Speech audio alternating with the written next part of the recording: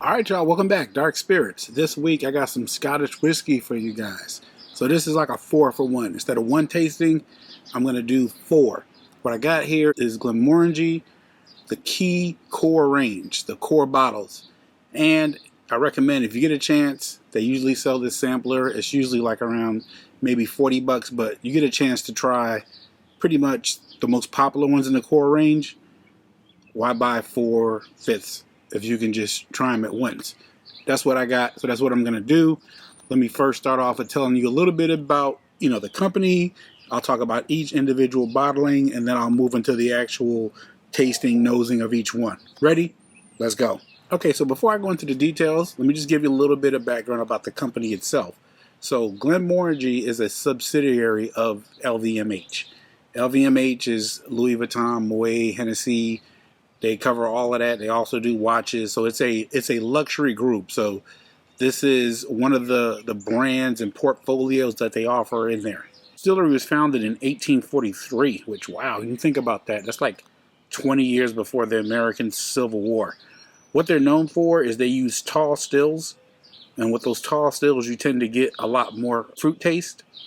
This is a Highland, right? They're in the Highland region. So, that's going to be non-peated. And they tend to use American oak casks, which are going to be ex-bourbon casks. So taking all that into effect, you got to know that, okay, the brand itself is a luxury brand. They use American bourbon casks, so you should pretty much expect a very much approachable type of scotch across the core range to go into. So let's talk about the core range. Starting off, let's talk about the regular. 10-year original. 10 is a blend of first and second fill. So the way they usually do scotch is they do blends. They'll have some scotch that's been aged in one barrel, and they'll have scotch in another barrel. They'll mix it together. Like you might make like a fruit punch or something with a variety of different juices. That's typically how all the people in scotch do it. So what they're saying here is that they've had some scotch that had first fill, meaning it was the first time that it was used, and then second fill, meaning it may have been used before, 2 or 3 times before. They blend them all together, and you get a core offering, the Glenmorangie 10. Coming up next is going to be the La Santa. The La Santa, the key distinction about this one is that it's Spanish sherry cask finished. So it's their regular scotch. They finish it in sherry cask. So you should know this is going to be like the sherry bomb. Next on deck is the Quinta Reuben. Quinta Reuben, 92 proof. This time what they're doing is they are using, as a finishing barrel, they're using a barrel that used to hold Portuguese port. So that means that it should be not as sweet as the other one, maybe a little bit of sweetness in the dryness from port. If you ever had tawny port, you'd probably know. It's sweet, but it's not like overpowering. And then last but not least, the Nectar d'Or. And I'm probably pronouncing it wrong. For anybody who knows French, forgive me. I don't know how to say it, so I'll just put on the screen what it looks like. This one is 92 proof as well, and the finishing here is Sauternes French white wine. Now, another good thing I like about this brand is that the pricing is very approachable. All 4 of these expressions in the core range, you can get them from anywhere as low as like $35 for a bottle to like $75 for the Nectar, which usually for scotches usually started around 60, so can't really complain about that at all. That's why I think it's a good collection for me to present to my viewers who may not be that deep in it, kind of give you a chance to maybe know what to expect without spending a whole lot of money. Okay, so enough of the background information. Let's get into the tasting. Might as well start off with the regular 10. You should be able to find this anywhere. And I remember I was actually at a company holiday party, and this was one of the scotches that they had on the well bar. I'll never forget that. We had a good time that night.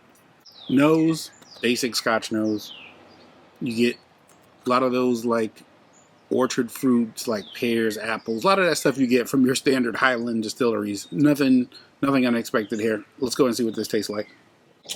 Very light. Very light. A little bit of dryness. Kind of like maybe like a, you ever had like a Chablis wine type of deal, but very light, not complex, This is a standard Scotch base level. Anything that you've had before, this is pretty much nothing offensive. There's nothing to see here. It's a standard Scotch. Nothing stands out. 10 years for around 35 to 40 bucks. Can't complain about this. All right, coming up next, we got the Lasanta, the 12-year. This is the sherry bomb. So let's go ahead and get this poured, and I'll let you know what the nose and everything else tastes like. Okay, so on the nose, this one is pretty much identical to the regular 10, but just a hint of more sweetness. Again, standard Scotch nose. Let's go ahead and see what it tastes like. Okay, so I'm not really getting that much of that sherry at all. Let me go ahead and have another sip. Yeah, I don't get it.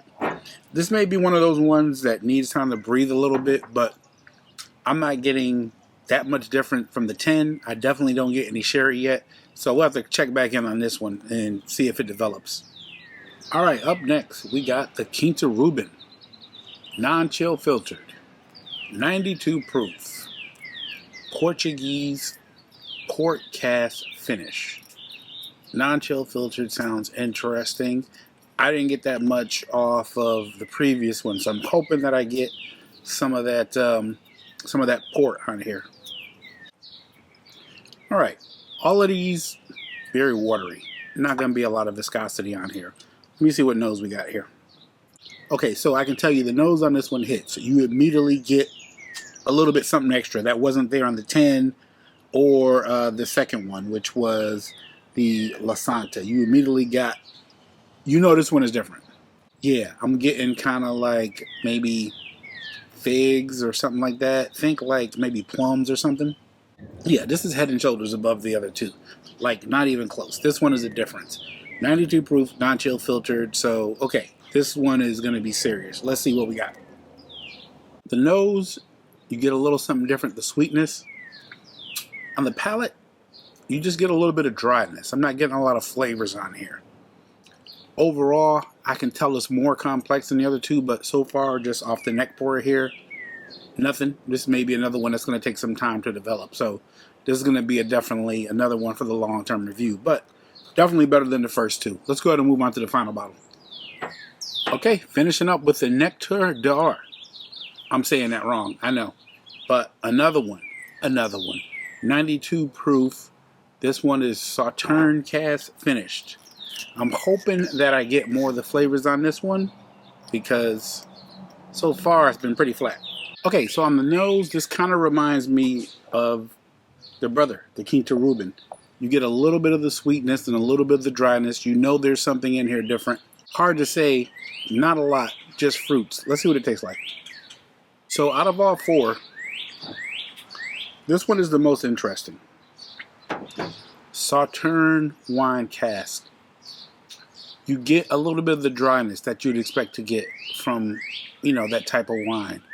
But it doesn't overpower the Scotch. You know you're having a Scotch. You know you're having a not watered down Scotch. So far, I wish I had more of that wine barrel influence. But again, these neck pours, you never could tell. It's not really showing, but good. Let me have one last sip. Nothing there, really. Let me go ahead and wrap up, and I'll give you a summary. All right, everybody. Overall, here's the summary of the four that we tried today.